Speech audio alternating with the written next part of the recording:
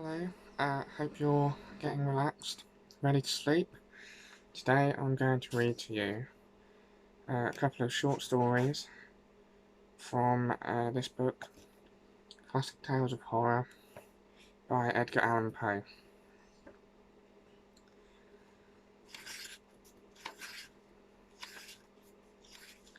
This one is called Berenice. Misery is manifold. The wretchedness of earth is multiform. Overreaching the wide horizon as the rainbow, its hues are as various as the hues of that arch, as distinct too, yet as intimately blended.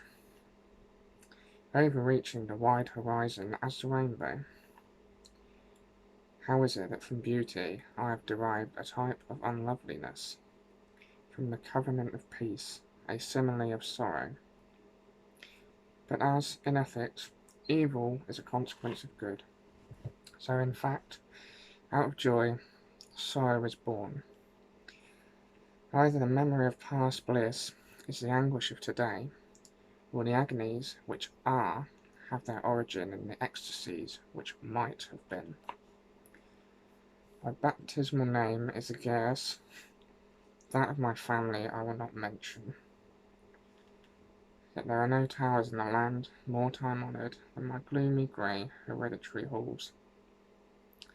Our line has been called a race of visionaries, and in many striking particulars, in the character of the family mansion, in the frescoes of the chief saloon, in the tapestries of the dormitories, in the chiselling of some buttresses in the armoury, but more especially in the gallery of antique paintings, in the fashion of the library chamber, and, lastly, in the very peculiar nature of the library's contents.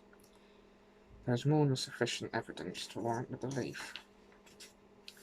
The recollections of my earliest years are connected with that chamber, and with its volumes, of which latter I will say no more.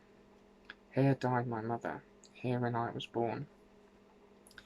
But it is mere idleness to say that I had not lived before, that the soul has no previous existence. You deny it? Let us not argue the matter. Convinced myself, I seek not to convince.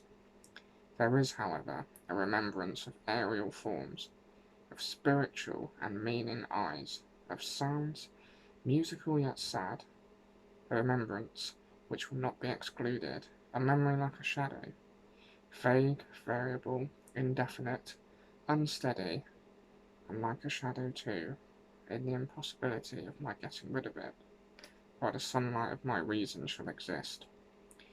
In that chamber was I born, thus awakening from the long night of what seemed but was not, nonentity, at once into the very regions of fairyland, into a palace of imagination, into the wild dominions of monastic thought and erudition.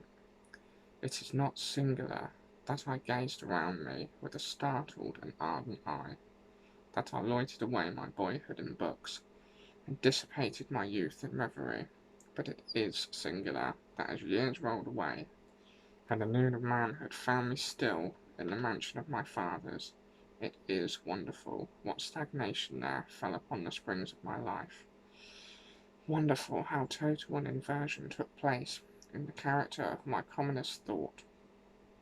The realities of the world affected me as visions, and as visions only, while the wild ideas of the land of dreams became, in turn, not the material of my everyday existence, but in very deed that existence utterly and solely in itself.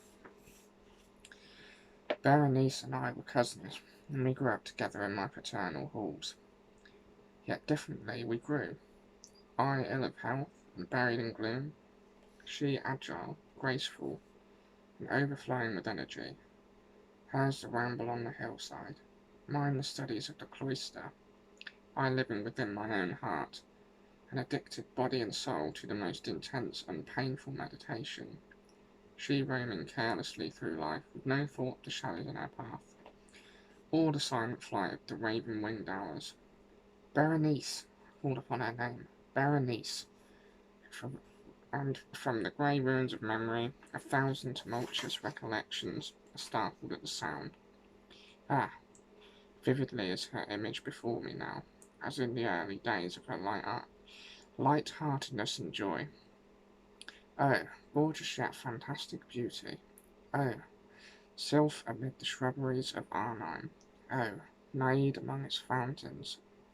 And then all is mystery and terror, a tale which should not be told. Disease, a fatal disease, fell like the simoon upon her frame, and even while I gazed upon her, the spirit of change swept over her, pervading her mind, her habits, and her character, and, in a manner the most subtle and terrible, disturbing even the identity of her person. Alas, the destroyer came and went, and the victim, where was she? I knew her not, or knew her no longer as Berenice.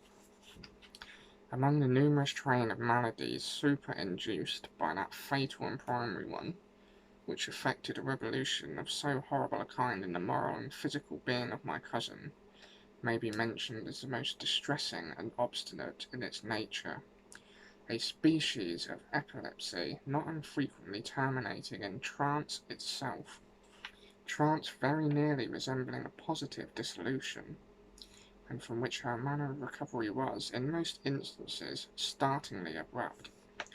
In the meantime, my own disease, for I had been told that I should call it by no other appellation, my own disease, then, grew rapidly upon me, and assumed finally a monomaniac character of a novel, an extraordinary form, hourly and momentarily gaining vigour, and at length obtaining over me the most incomprehensible ascendancy. This monomania, if I must so term it, consisted in a morbid irritability of those properties of the mind in metaphysical science termed with the attentive. It is more than probable that I am not understood, but I fear indeed that it is no matter possible to convey to the mind of the merely general reader an adequate idea of that nervous intensity of interest with which, in my case, the powers of meditation, not to speak technically, busied and buried themselves in the contemplation of even the most ordinary objects of the universe. To muse for long unwearied hours, with my attention riveted to some frivolous device on the margin, or in the typography of a book, to become absorbed for the better part of a summer's day in a quaint shadow falling aslant upon the tapestry, or upon the door, to lose myself for an entire night in watching the steady flame of a lamp, or the embers of a fire, to dream away whole days over the perfume of a flower, to repeat monotonously some common word, until the sound, by dint of frequent repetition, ceased to convey any idea whatever to the mind, to lose all sense of motion or physical existence, by means of absolute bodily quiescence, long and obstinately persevered in. Such were a few of the most common and least pernicious vagaries induced by a condition of the mental faculties, not indeed altogether unparalleled, but certainly bidding defiance to anything like analysis or explanation. Yet let not me be misapprehended. The undue earnest and morbid attention thus excited by objects in their own nature frivolous must not be confounded in character with that ruminating propensity common to all mankind, and more especially indulged in by persons of ardent imagination. It was not even, as might be at first supposed, an extreme condition, or exaggeration of such propensity, but primarily and essentially distinct and different.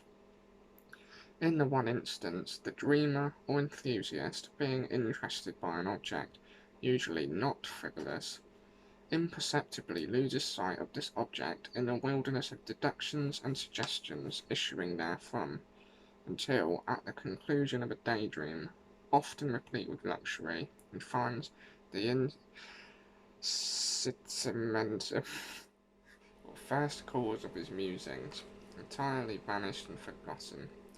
In my case, the primary object was invariably frivolous, although assuming, through the medium of my distempered vision, a refracted and unreal importance.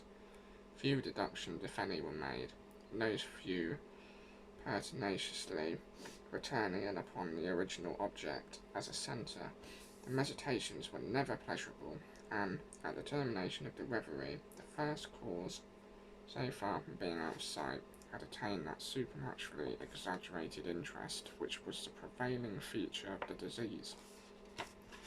In a word, the powers of mind more particularly exercised were, with me, as I have said before, the attentive, and are, with the daydreamer, the speculative.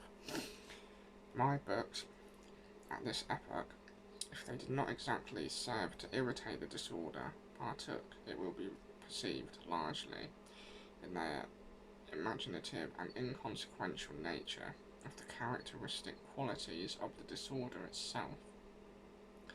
I well remember, among others, the treatise of the noble Italian Caelius Secundus Curio, De Amplitudine Beate Regne Dei, St. Augustine's great work, The City of God, and Tertullian's The Calm Christi, in which the paradoxical sentence, Mortis e de filius, credible e quia eleptum e sepultus resurrexi, certum e quia impossib occupied my undivided time for many weeks for laborious and fruitless investigation.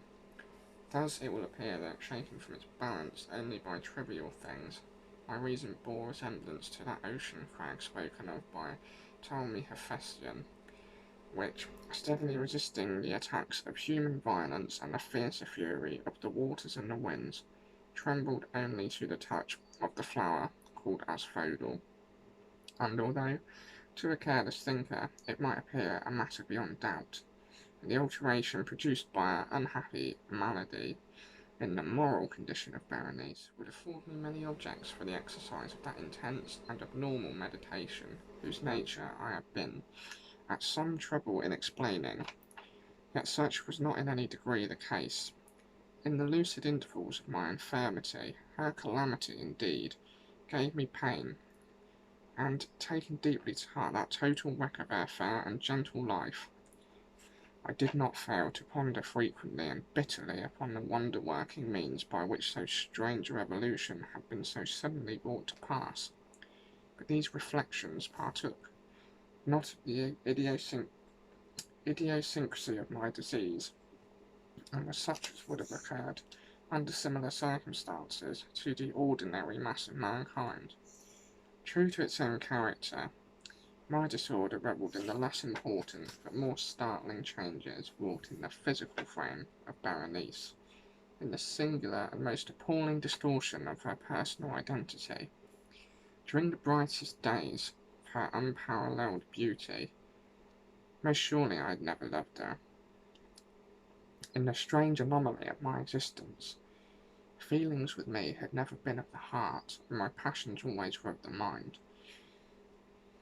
Through the grey of the early morning, among the trellised shadows of the forest at noonday, and in the silence of my library at night, she had flitted by my eyes, and I had seen her, not as a living and breathing Berenice, but as the Berenice of a dream, not as a being of the earth, earthy, but as the abstraction of such a being, not as a thing to admire, but to analyse, not as an object of love, but as the theme of the most abstruse, although desultory speculation. Now I shuddered in her presence, and grew pale at her approach, yet bitterly lamenting her fallen and desolate condition, I called to mind that she had loved me long. In an evil moment, I spoke to her of marriage, and at length the period of our nuptials was approaching, when upon an afternoon in the winter of the year, one of those unseasonably warm, calm, and misty days which are the nurse of the beautiful halcyon, I sat, as I thought, alone, in the inner apartment of the library. But uplifting my eyes, I saw that Berenice stood before me. Was it my own excited imagination, or the misty influence of the atmosphere, or the uncertain twilight of the chamber, or the grey draperies which fell around her figure, that caused in it so vacillating and indistinct an outline, I could not tell. She spoke no word, and I, not for worlds could I have uttered a syllable. An icy chill ran through my frame. A sense of insufferable anxiety oppressed me. A consuming curiosity pervaded my soul, and sinking back upon the chair, I remained for some time breathless and motionless, with my eyes riveted upon her person. Alas, its emaciation was excessive, and not one vestige of her former being lurked in any single line of the contour. My burning glances at length fell upon the face. The forehead was high, and very pale, and singularly placid, and the once jetty hair fell partially over it, and overshadowed the hollow temples with innumerable ringlets now of a vivid yellow, and jarring discordantly in their fantastic character with the reigning melancholy of the countenance. The eyes were lifeless and lustreless, and seemingly pupilless, and I shrank involuntarily from their glassy stare to the contemplation of the thin and shrunken lips. They parted, and in a smile of peculiar meaning, the teeth of the changed Berenice disclosed themselves slowly to my view. Would to God that I had never beheld them, or that having done so, I had died. The shutting of a door disturbed me, and looking up, I found that my cousin had departed from the chamber, but from the disordered chamber of my brain had not, alas, departed, and would not be driven away, the white and ghastly spectrum of the teeth. Not a speck on their surface, not a shade on their enamel, not an indenture in the edges, but what that period of her smile had sufficed to brand in upon my memory. I saw them now even more unequivocally than I beheld them then. The teeth, the teeth! They were here, and there, and everywhere, and visibly and palpably before me, long, narrow, and excessively white, with pale lips writhing about them, as in the very moment of their first terrible development. Then came still the full fury of my monomania, and I struggled in vain against its strange and irresistible influence. In the multiplied objects of the external world, I had no thoughts but for teeth. For these I longed with a frenzied desire. All other matters and all different interests became absorbed in their single contemplation. They alone were present to the mental eye, and they, in their sole individuality, became the essence of my mental life. I held them in every light, I turned them in every attitude, I surveyed their characteristics, I dwelt upon their peculiarities, I pondered upon their conformation, I mused upon the alteration in their nature, I shuddered as I assigned to them in imagination a sensitive and sentient power, and even when unassisted by the lips, a capability of moral expression. Of Mademoiselle Salé it has been well said, que tout ce pas était des sentiments, but of Berenice I more seriously believed que tout ce dons étaient des idées. And here was the idiotic thought that destroyed me, des idées. Ah, therefore it was that I coveted them so madly. I felt that their possession could alone ever restore me to peace, giving me back to reason. And the evening closed in upon me, thus, and then the darkness came, and tarried, and went, and the day again dawned, and the mists of a second night were now gathering around, and still I sat motionless in that solitary room, and still I sat buried in meditation, and still the phantasma of the teeth maintained its terrible ascendancy, as with the most vivid and hideous distinctness, it floated about amid the changing lights and shadows of the chamber. At length there broke in upon my dreams a cry, as of horror and dismay, and thereunto, after a pause, succeeded the sound of troubled voices, intermingled with many low moanings of sorrow or of pain. I arose from my seat, and, throwing open one of the doors of the library, saw standing out in the antechamber a servant maiden, all in tears, who told me that Berenice was no more. She had been seized with epilepsy in the early morning, and now, at the closing in of the night, the grave was ready for its tenant. When all the preparations for the burial were completed, I found myself sitting in the library, and again sitting there alone. It seemed that I had newly awakened from a confused and exciting dream. I knew that it was now midnight, and I was well aware that since the setting of the sun, Berenice had been interred. But that dreary period which intervened I had no positive, at least no definite comprehension. Yet its memory was replete with horror.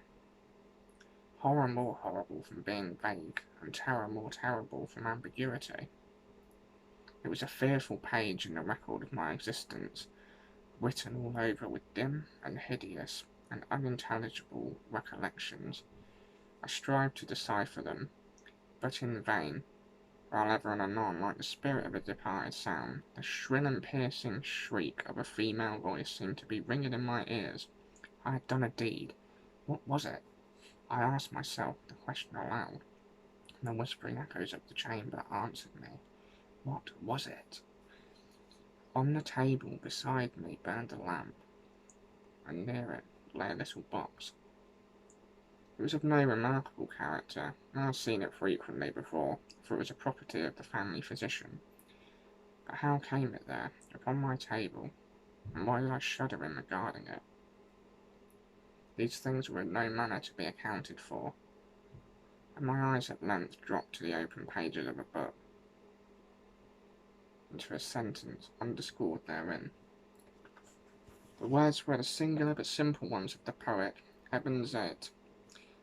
Discibor mihi dalle, si sepulchrum amate, visitarum curas meas alicantilum for elevatus. Why then, as I perused them, did the hairs on my head erect themselves on end, and the blood of my body became congealed within my veins?